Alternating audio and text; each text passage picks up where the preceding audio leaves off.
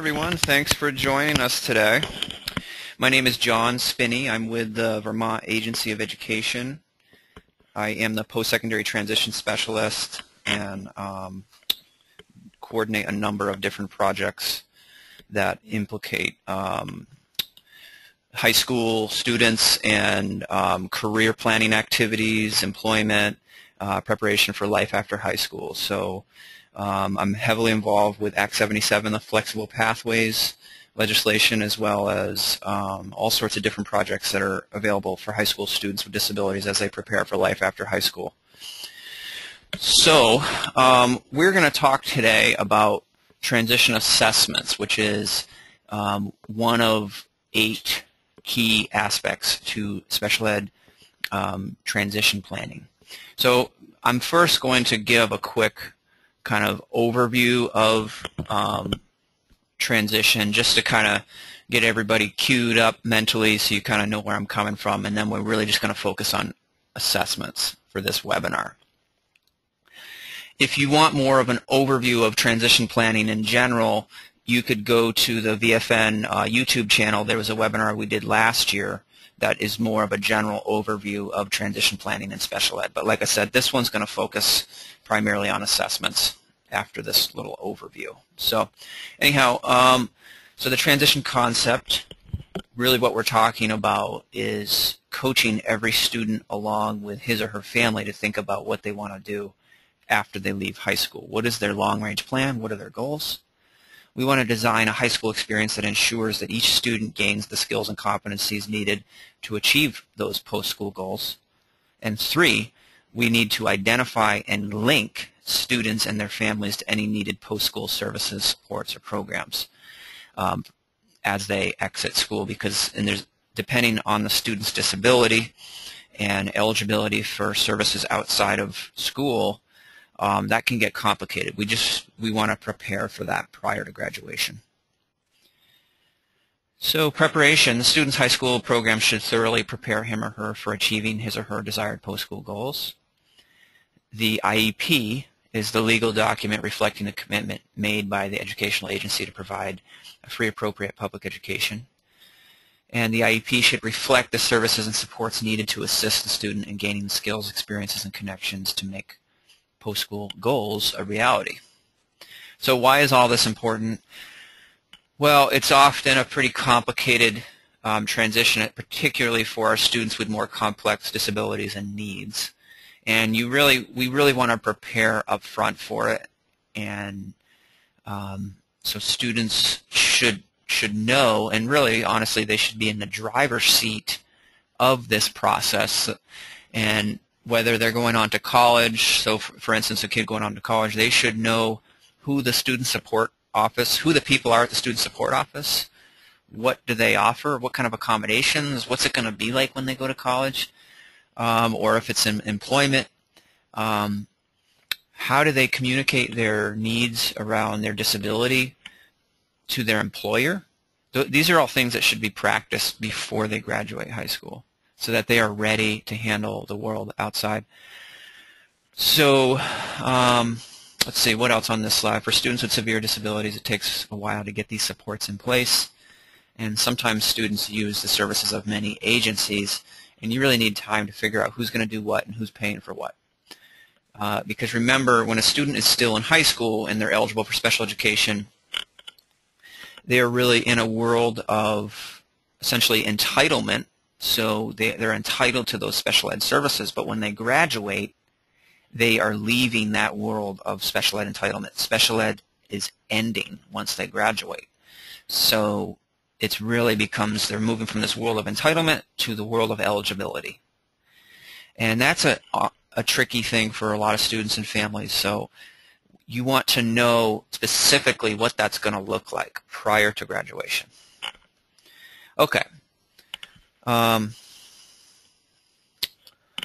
Let's see. So which students need transition planning and why? Basically, any student, well, to be honest, really every kid can benefit from this. And with the Act 77 legislation, that's things are really moving in that direction. So kids on IEPs really have had this sort of first dibs on all this, which is kind of nice. But essentially, it's really preparing for life after high school is good for any kid.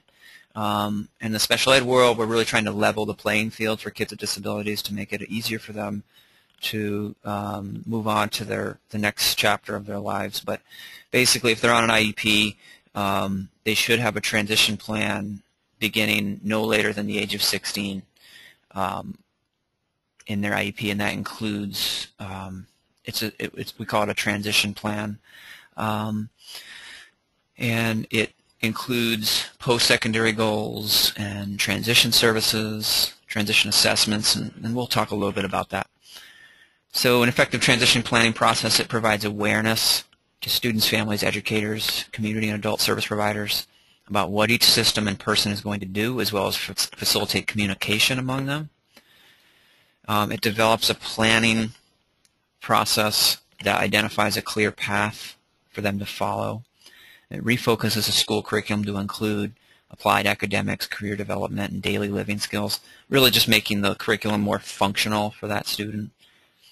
Utilize assessment information and effectively coordinate services. Okay, so there are 8 elements of a post-secondary transition plan in the IEP. The webinar I did last year goes into each one of these 8 different things. Today we're really going to just focus on the transition assessments. And quite honestly, this is probably the most important part of the transition process.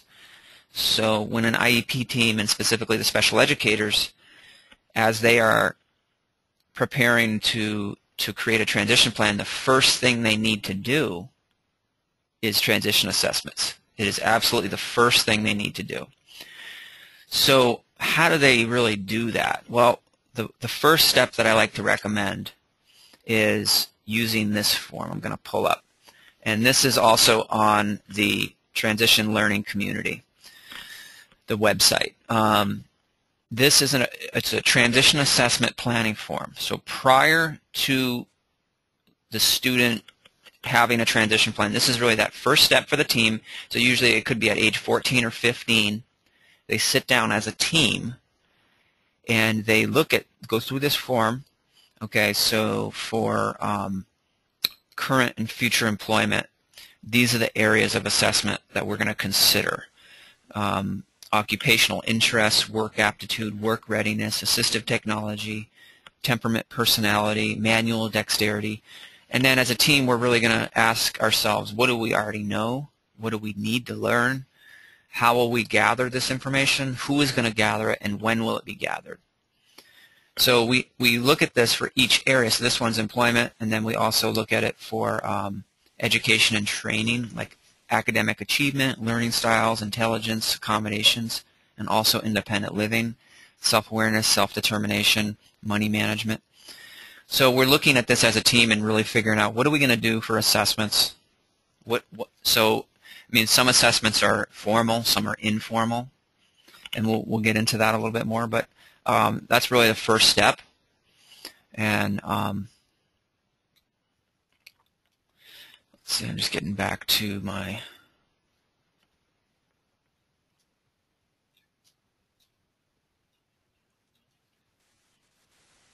Okay, thanks. So the first step is, once you have the assessments, then you have what you need to actually write the plan. So all of the rest of the transition plan, so that's the post-secondary goals, the transition services, the annual IEP goals, the courses of study, all of that stems from the assessments. So sometimes when I'm reviewing transition assessments, because I do a lot of coaching with schools, and so if I'm going through all of their transition plans, sometimes I might see an assessment section of the transition plan that might say, you know, the student will do XYZ assessments. Okay? That is an issue, because that instantly tells me that they haven't done the assessments yet. Okay? So how did they even create the plan?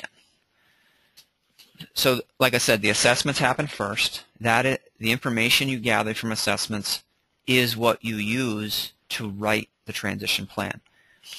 So if the assessments haven't been done, you're really just shooting from the hip. And when I'm sort of speaking in a sense to, I mean, this is really, special educators are the ones who are writing this, so you know, parents, you're a part of this, of course, process, but it's really the special educators that do it, the actual ones writing it. But it's good for all of you to be familiar with this. So what is transition assessment? And this is a, this comes up a lot, and it can be, it's different than what a lot of people think it is. So when we are talking about assessments with regard specifically to transition planning in special education, this is the definition. So it's an ongoing process of collecting data on the individual's needs, preferences, and interests as they relate to the demands of current and future working, educational, living, and personal and social environments. Assessment data serve as the common thread in the transition process and form the basis for defining the goals and services to be included in the IEP. Okay? There you have it. That frames exactly what we're talking about in terms of assessments. So assessments should address 3 areas. Sometimes it only will address 2 areas, so independent living is really where appropriate. So some teams may determine that independent living is not appropriate. They don't need to really focus on that. It's not an area that the student really needs help to kind of level the playing field. But for students with other disabilities, it may be an issue that an area that they should focus on as well. So, so it should be covering all 3 of these areas: employment, education and training, and independent living. So the transition assessment in terms of documentation, and that's really what you see on the IEP, it should indicate the source, you know, what was the assessment, should reflect ongoing, so that this is a process like year to year, that looking at adding new assessments, and or they're even using an assessment that is taking snapshots throughout a time span to really get a nice clear sense. Indicates current interests, preferences, and strengths. It's relevant to the future. I also said see assessment planning form, and that's the one I pulled up, and we already talked about that.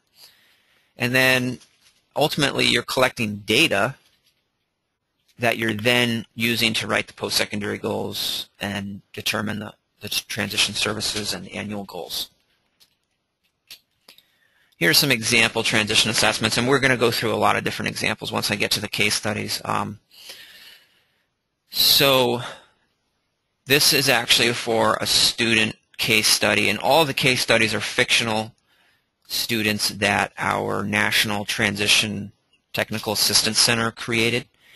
These are example assessments that a student, a case study named Lisette, who is a student with Down syndrome, these are the assessments that they did. So they had classroom observation notes, okay, August, over the course of about a year. They had community-based instruction task analysis checks. So that's sort of a real-world kind of informal assessment of the student while she's at her like work-based learning site or internship work experience. And then we have a little bit more formal assessments with the transition planning inventory, as well as the making action plans, the MAPS process. So they did these different assessments and they collected information, and this is basically what the information that they gathered on this slide. And so results of performance on state-mandated assessments taken during high school indicate Lisette is performing below average in math, reading, and written expression. Results of an adaptive behavior checklist completed by the teacher during her 10th grade year indicate she has acquired many age-appropriate behaviors necessary for her to live independently and to function safely and appropriately in daily life. However, she needs support in this area. She is a rule-oriented, quiet young woman with strong skills and interests in service employment. She demonstrates cognitive skills below those of her peers and learns best through observation and experience due to limited verbal and reading skills. Lisette has participated in a curriculum with a functional academic focus in which she has demonstrated strengths in independent living skills such as self-care, home management, reading for success in the community, and community math skills, including time and calendar skills. She has expressed an interest in and demonstrated success in the service industry, including cleaning, laundry, and food preparation. She indicates that her family encourages her to do well in school and in her job experiences. So this really frames the whole rest of the transition plan now. So they've done assessments. They know what areas of employment and independent living that she should target. So see where I'm going? So now they have all this information. Now they can write the transition plan. Okay? That's why the assessments is so key, because if you don't collect this information, you're really, like I said, you're just kind of shooting from the hip. It's not a solid transition plan without this information. So now we're going to get into and look at some case studies.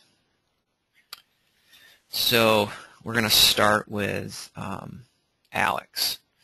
Now each of these are on, and I believe the link to the Transition Learning Community, it's at the end of the webinar. If you want to try pulling up the Transition Learning Community website, you can kind of do that on your own while you're listening, but it's the easiest way to find it is if you just Google Vermont Transition Learning Community. Okay, you'll find it, and then along the right-hand side you'll see popular resources, and it'll say link to 14 different case studies. So that's really where I'm pulling from to look at these different case studies. Just real quick, in terms of just addressing a couple questions, one of the questions is, will you explain Act 77? Sure, I can just give a brief overview of that towards the end of the webinar. Also, the other question was, how are assessments student-centered? Students assessing their own skills? No, so these are the special educators are assessing them. But the process of transition planning should be very student-centered and student-driven. Students should be involved as much as possible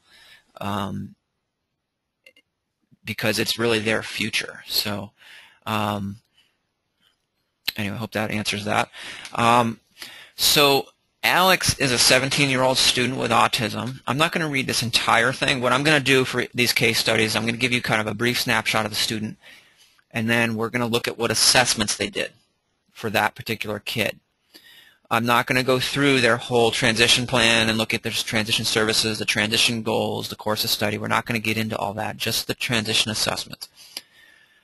So Alex is a 17-year-old student with autism. He receives special education services in a self-contained classroom in an urban high school.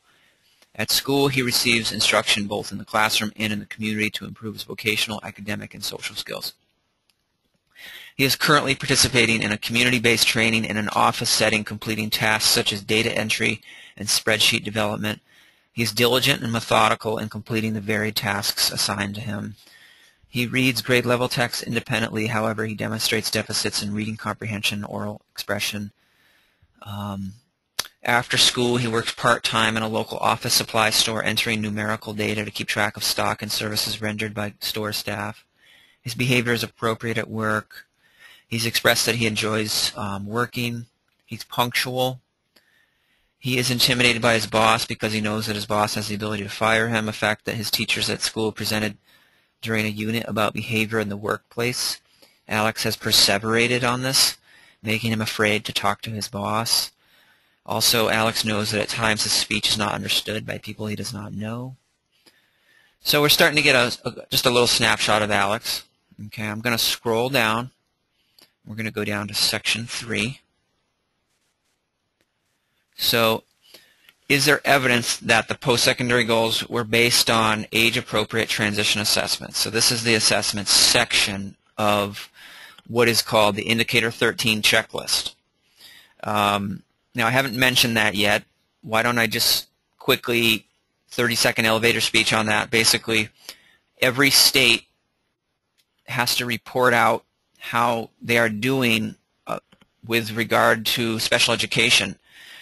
and there are 20 different indicators of data that each state collects. So Vermont collects data on these 20 different indicators. It's called our state performance plan, and one of the indicators is a compliance indicator. So schools that have their data and they're reviewed about this, and basically the indicator 13 is, do students have compliant transition plans? And that's what those 8 elements are. Remember we said there's 8 different things that they have to capture. So that's really what that is. And this is number 3, the assessment section. On our Vermont form, we actually have it, the order is just slightly different, but it's all the same indicators, the 8 elements.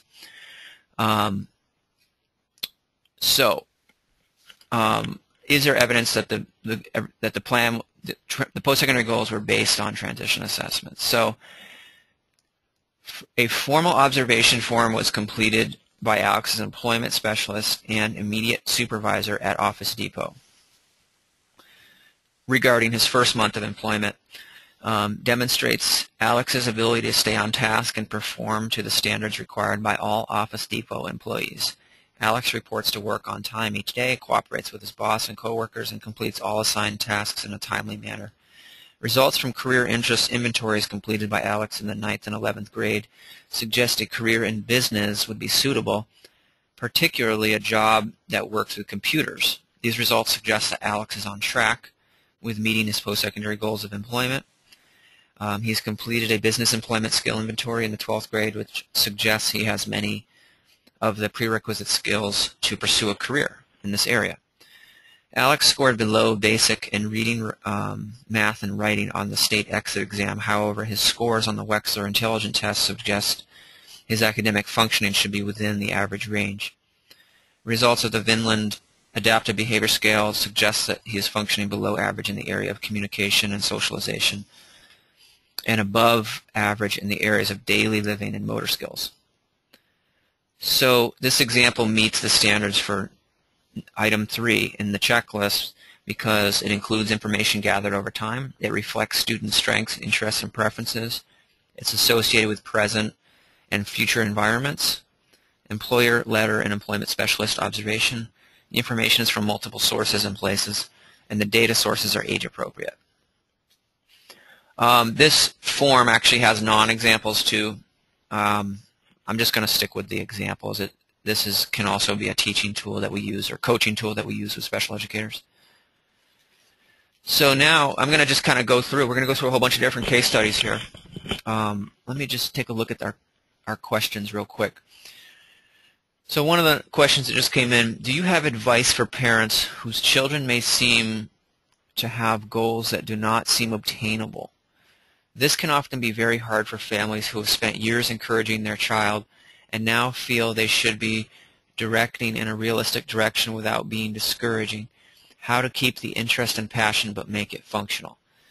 So that's all a good part of the assessment. So if the student has kind of an unreasonable expectation for a job based on their aptitudes and their skills, let's just as an example, let's say they want to be a pilot, and we know based on what data and assessments you have as in your IEP team and based on the student's disability, it's not a realistic option. So what do you do? So what about you go in and you explore different career options in the airline industry or at an airport? I mean, there are tons and tons of jobs at an airport or even with an airline. So that's really the kind of angle I like to recommend that teams use, and there is a link on the transition learning community along the right-hand side. It's the occupational handbook, and you can really pull up any occupation. There's like hundreds and hundreds, maybe thousands actually, of occupations in that listing. So you can kind of see all the different jobs that are in the airline industry, and then you can actually look at, okay, what are the job requirements to be an airline attendant, or what is the training, how much money do they make, all the different aspects of those jobs. So you can start to do that as a team, and then start to figure out, okay, well, how can we get this student a work experience in that area? We've figured out that this particular job is realistic for this kid, so now let's get them into a work experience, and then you start moving down that road. Anyhow, that's how I like to address that. So Allison is an 18-year-old student with a specific learning disability in reading comprehension and written expression. She's a friendly student who has several friends and interests outside of school.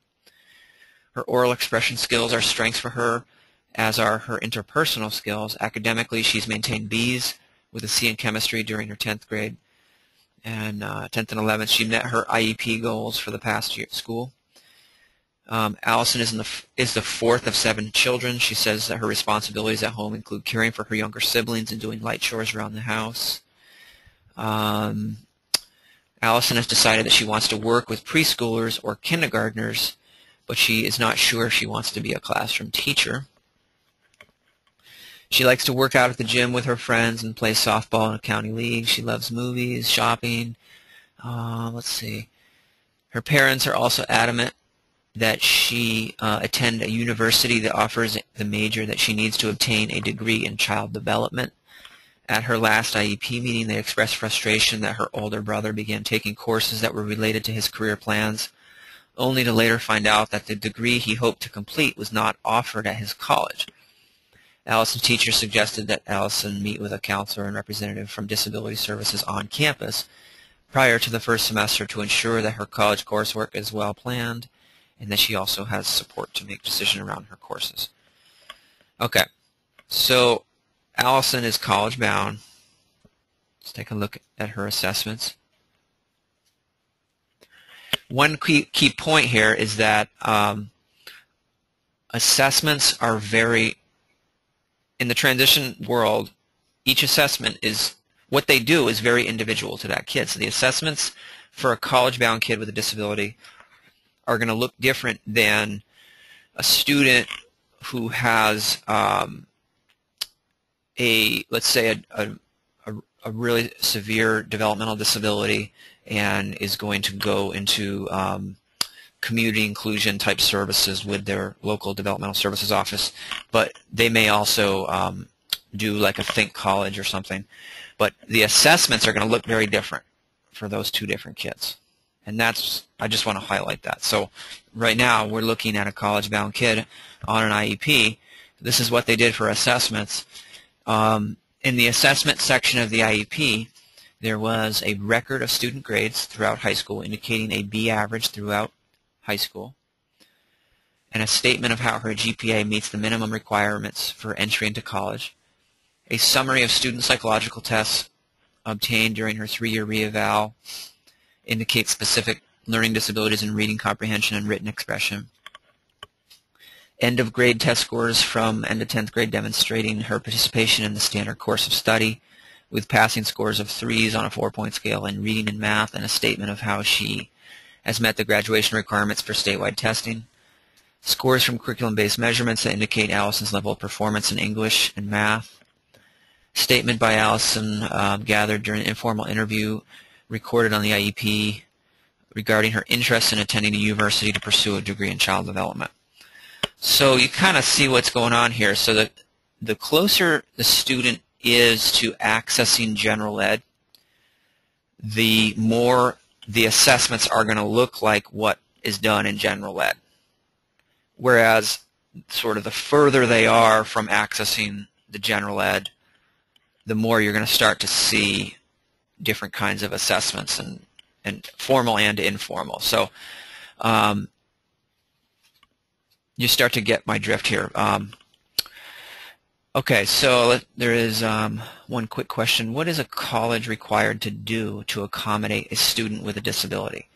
So colleges are held, since there's no special education in college, they are all held to what any institution that receives federal money They need to comply with the Americans with Disabilities Act and the Section 504 of the Rehabilitation Act. So a student is typically who was on an IEP is commonly going to be put on a 504 plan, and by the way, the college would write that, not the high school. 504 plans are building and location specific. The high school does not know all of the ins and outs of the college, or so they're not going to be able to write that, and that's kind of a common thing that comes up. Some high schools still think they need to write that. The college would be the one to write that. And each college has a student support office.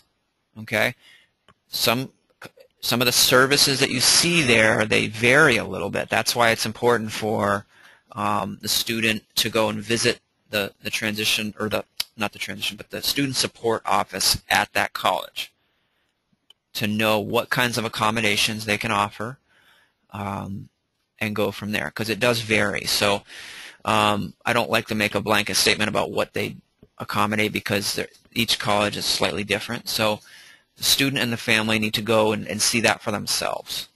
And it's a good tool in the activity for the family to do in the transition process. It's not something the high school would do, but it's something the student and family would do. All right, so let's keep going and looking at our case studies.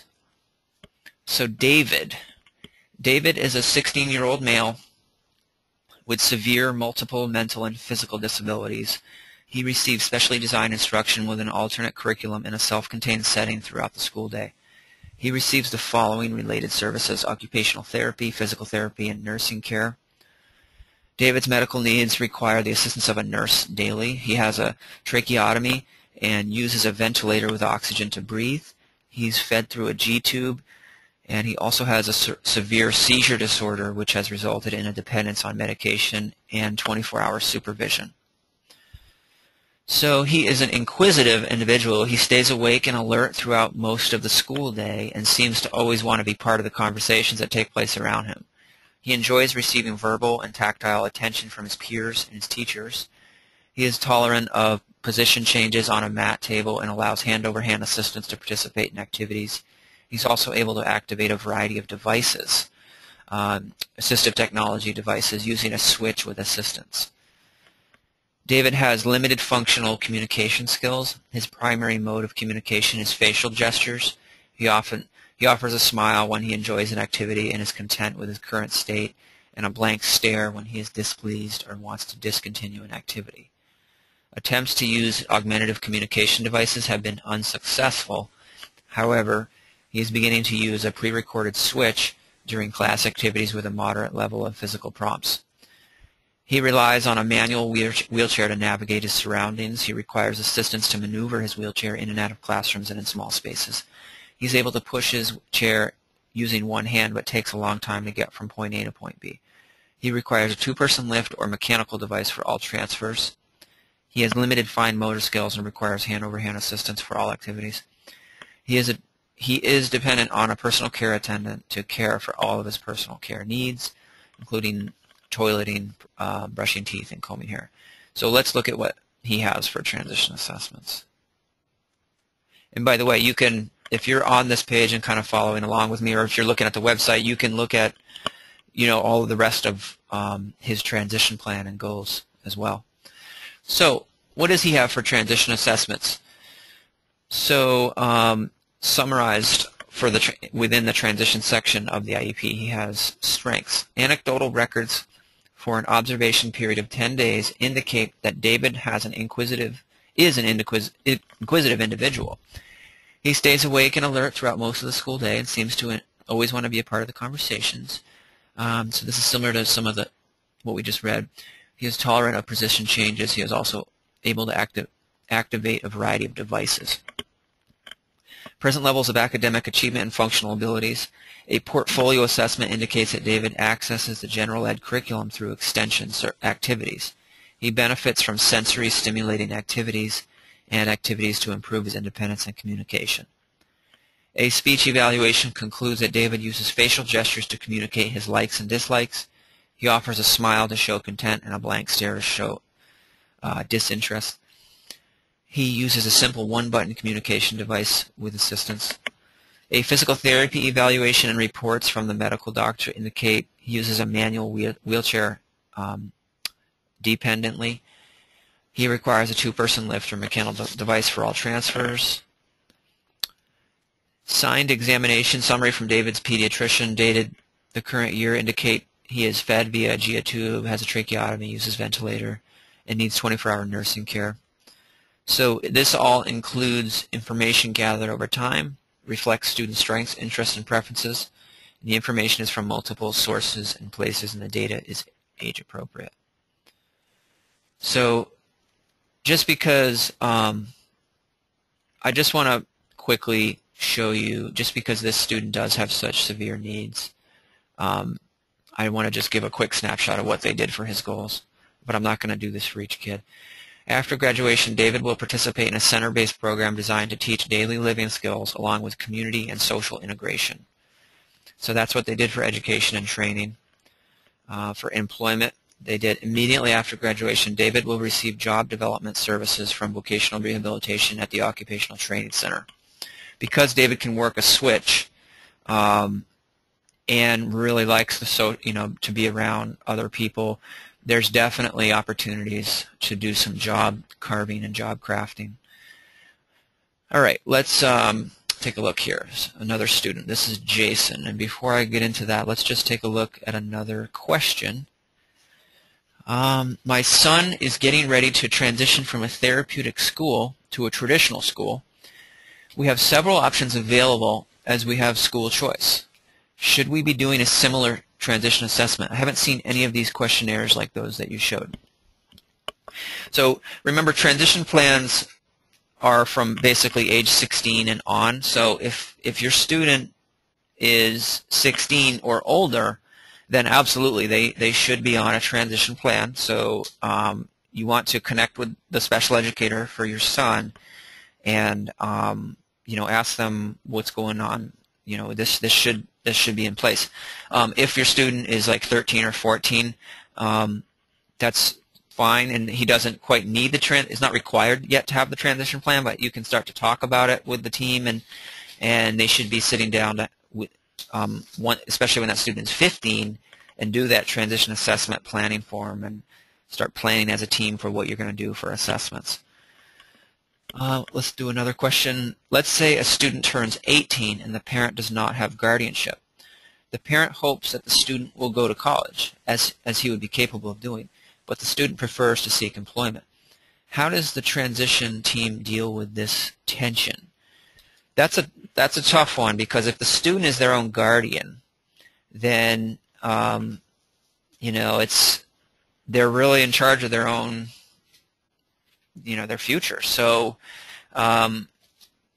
potentially a good option would be to see if you can encourage them to do dual enrollment, which is a new opportunity in Vermont, that student could try a course. They could take a course while they're still in high school, and they could even get college credit and high school credit at the same time. But it might kind of give them that little snapshot of college and, hey, maybe this would be a fun thing to do kind of thing. So that's something to try, and just the team really helping the student learn, what they can get out of college in terms of encouraging that and supporting it. Maybe even some family members or peers that are in college or out of college that could help support that. Those are just some thoughts. Another question, how can the transition team engage a young adult with an emotional disturbance who is uninterested in participating in his or her plan? So that really starts to get into what are the student's interests. And I've had this question come up a lot. What do you do? My kid doesn't want to, do anything except play video games, or, they're not interested in anything. There's always something they're interested in, and that's what you have to drill into. And that's really a big part of why this process has to be student-driven, because if you're trying to create a plan that has nothing to do with the kid's interests, then the whole thing is going to fail. But if it is really tapping into this kid's interests and starting to learn some skills around things that are going to help that student potentially, move into a career or some sort of job that incorporates something along those lines that they're interested in, then that's a really good thing. I mean, I know there are actual college programs that focus on video game design and development. I know Champlain College right here in Burlington has one of those programs. But again, the students should be offered a career exploration of those areas and maybe even a work experience at a place that is doing something with video games. I'm just using that as an example, and I'm not trying to stereotype. I literally do get a lot of those examples, and it's a pretty common thing that just I get all the time. My son doesn't, or daughter, or it's usually son, doesn't want to do anything except play video games. So sorry if I'm not saying your son is really into video games, just using that as an example. But my point is, drill into what the interests are. There's always something. There's always something. And go from there. And you really want the team to be digging into that. All right, so let's talk about Jason here. He is a 16-year-old. He's a junior in high school. He's a bright, friendly student with a specific learning disability in reading and reading comprehension. He's a treasurer of the student council. He plays racquetball in a community league with some of his friends. He's an active member of the youth group at his church. He has a girlfriend who is a freshman, and they've been dating about 6 months. On weekends, he likes to watch sports, basketball, hockey, football. With money he's earned from his summer job, he's bought season tickets to watch the NBA. He's been successful in going to the games and completing his schoolwork on time. So you can start to see this is probably a kid who's really pretty close to accessing most of the general ed or all of it. Jason plans to be a high school teacher. Both of his parents are teachers. He believes that because of his learning challenges, he has learned a number of effective strategies that will benefit struggling learners in his future classes. He plans to get his teaching degree at a 4-year state college. With some of his friends from high school, he will live in the dorms with many other first-year students. At his last IEP meeting, his parents discussed the services on college campuses available to students with disabilities. He will visit the disability support services on campus, but he is unhappy about disclosing his disability to his professors. He would prefer that his high school guidance counselor send a letter to his professor so he does not have to engage in a conversation about his disability. However, colleges and universities require the student to seek services and approach professors to acquire accommodations and modifications to course requirements. His special ed teacher asked the IEP team if there were any training programs available to prepare him for this experience, but no one was familiar with such a program. Okay, let's take a look at his assessments. So the IEP's present level of education performance states that Jason, and in our case, in Vermont, it would be the transition section of the IEP. Remember, the transition plan is all its own within the IEP. So present levels of educational performance, or in our case, the transition assessment section of the IEP, indicate that Jason had excellent attendance throughout middle school and into high school. He has successfully passed all the necessary academic classes, end-of-course exams, and should earn a regular diploma. His current psychological report notes that his overall IQ is 115, while his academic levels are on par with his IQ, and in the areas of written language and math, his oral reading and reading comprehension are well below expected levels, qualifying him for a specific learning disability in reading and reading comprehension. His special education case manager notes his interest in becoming a high school teacher, which is supported by the feature that both his parents are teachers and that he has served as a peer tutor while in high school. While completing the self-directed search form, his score profile matched that for social, artistic, and enterprising, which matches that for high school teachers. On the career interest inventory level 2, he scored in the high range for educational service, health service, and mathematics and science. Given his previous work history, he was also took the work adjustment inventory, scoring on the high on the activity, empathy, and adaptability scales, and low on assertiveness. This score pattern suggests a preference for jobs that keep him active, work with coworkers who appreciate his empathy for others, and is comfortable with adapting to changes in work routines and settings. Conversely, his low score suggests that he may have difficulty asserting himself in some work situations. So this keeps going even. So he did the transition planning inventory, and he identified specific transition-related needs in the area for education and training, specifically expressed concern knowing how to gain entry into college or university of his choice and succeeding in the post-secondary program. He also purchased the SAT practice books and worked with the school's SAT preparation software. So anyhow, you start to get a drift here. That's what they did for Jason. So again, he's basically accessing the general ed curriculum. That's why they're using some of the same measures they would use for a non-disabled student as well.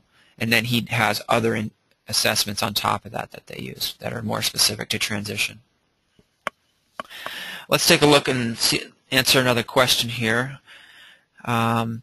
What is the rule about a student on an IEP having a job before graduation in order to be eligible for adult employment services? All right, so this is a very common question, and this has to do with Vermont Developmental Disability Services. And in Vermont, so developmental services is really an eligibility world. Okay, it's not like they're entitled to developmental services just like they are special ed. It's totally different. So they have their own eligibility criteria, and they have what they call funding priorities. And if a student meets a funding priority, they get to access really a higher level of funding and ongoing support. So one of those funding priorities is support needed to maintain a job after they leave high school. Or I'm sort of, that's not the exact wording. Let me just say it again. It's basically support needed for an existing job to maintain that job. That's one of the funding priorities. So if a student graduates with that job, they meet that funding priority, and then they basically get to unlock and access a higher level of funding and services. So it's a really big deal for kids who are eligible for developmental services, because if they are eligible and then they meet that funding priority by getting that job before graduation, they really have opened a door to a higher level of success for themselves. So this is an important thing in Vermont. IEP teams, families, students, if they are eligible for developmental services, it's really important to try to get them that job before they graduate, because they really will unlock a lot of services. And if they don't, unfortunately, it really does limit them. So just a quick note on that, in Vermont, developmental services is very much aligned with our education in terms of our belief system around inclusion. You know, we don't believe in sheltered workshops or anything like that. It's much more around community inclusion, competitive employment. So if a school, and this doesn't happen much, but I have seen it happen, where a school kind of created a work experience for a kid, but it was almost like a secluded work setting that had a few other kids with disabilities in it. Those kinds of things don't fly with developmental services. It needs to be competitive employment. The student is in a work site. It's a paid job, and they're working just like anybody else. And with that support that they have right now, based with the high school, either the special educator or the employment specialist, and then if they have that job, all that would transition to the developmental services employment, or it's called supported employment. Anyhow, each of your individual designated agencies, depending on where you live, each of those offices has a supported employment specialist who would work with your student if they did qualify for that higher level of service. Anyhow, this is a big one. It's a tough one. It's an ongoing issue in Vermont, because if they don't meet that funding priority, it's not good. Anyhow, sorry I don't have better news on that one. So this is Jeremy. He's a 20-year-old student with multiple disabilities, including a moderate cognitive disability, visual impairment, and speech impairment that makes his speech mostly unintelligible to people who are not familiar with him. Just real quick, I'm going to probably try to pick up the pace a little bit so we can cover a couple more kids because we're getting kind of close on time here. He received special education in a transition-based classroom in an urban public school. He's currently in his last year of school. He turns 21 prior to the end of the school year. And let's see what else. He does not have a driver's license. Oh, I'm sorry, that's his grandmother. Does not have. Since he will graduate in a few months, his family has been working closely with the special ed teachers, related service professionals, and transition coordinators to ensure that his transition to the center-based adult program and part-time employment is seamless. I'm going to just take a scroll down to his assessments. Okay. A file review locates evaluation reports based on the ARC self-determination scale and the supports intensity scale from the past 2 years. Report cards and progress notes since his 8th grade year, noting strengths and needs in the areas of self-determination, community engagement, academic, employment, health, and social skills. The post-secondary goal and annual goals are written in first person, indicating the student's input and stated interests, strengths, and needs. These statements reflect and advocate for Jeremy and his family's inputs recorded in notes from a team planning meeting facilitated by his grandmother and recorded by his teacher. Let's see. Let me just see what else we have. We have Jody, John, Kevin, Lisette, and probably Rolanda. I definitely want to go over Rolanda as well. I might not cover all these students. Let's just see if we have another question here. So how can the transition team? Okay, I think we're doing well on questions.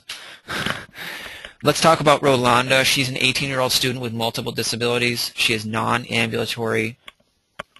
She is a non-ambulatory teenager with a profound cognitive disability. She has athetoid cerebral palsy that impacts all motoric functioning. Until the age of 12, she ate soft and pureed foods in small amounts several times a day. Choking became a concern after several problems that scared her parents and teachers. Doctors decided that it was necessary at that point for Rolanda to gain nutrition through a G-tube that another person connects to a source of nutritional liquid. She has bronchial cysts that require a tracheotomy procedure when Rolanda was 9 years old. Currently, she breathes with the assistance of a ventilator through her tracheotomy.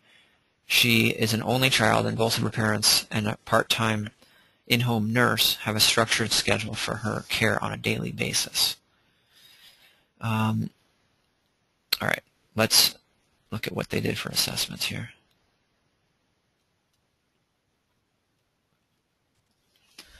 So within the transition section, for the assessments, they have strengths. Anecdotal records for an observation period of 10 days indicate that Rolanda is curious, stays alert, and awake throughout the school day, seems to enjoy activity around her.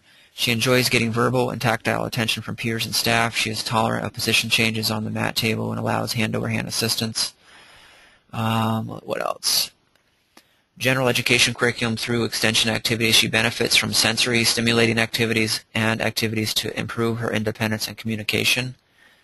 She uses facial gestures to communicate her pleasure and displeasure. She offers a smile to show happiness and a blank stare to show disinterest. Picture, symbol, augmentative communication supports have not been successful. She uses a simple one-button communication device with assistance when offered during classroom activities. Physical therapy evaluation reports from the medical doctor indicate that she uses a manual wheelchair dependently. She requires a two-person lift or mechanical device. She tolerates positioning. So just to give this a little more, I just want to show the post-secondary goals. So after graduation, she will participate in an in-home or center-based program designed to provide habilitative and vocational training with medical and therapeutic supports. Immediately after graduation, she will participate in functional skill training through community alternative program services 5 times per week. That's like the Developmental Services Agency. 5 times per week at her home and the adult day program to develop her functional communication skills. Immediately after graduation, Rolanda will receive job development services from Voc Rehab or a community rehabilitation program, and will participate in a technologically supported self-employment or volunteer work within 1 year of graduation. Summer after high school, she will volunteer with supports from CAP for the Performing Arts Center during their summer performance series, handing out programs to guests. So that gives you a snapshot for her. And let's see, how do I make that big? Is it? So let's take a look at our next question here. So what is it?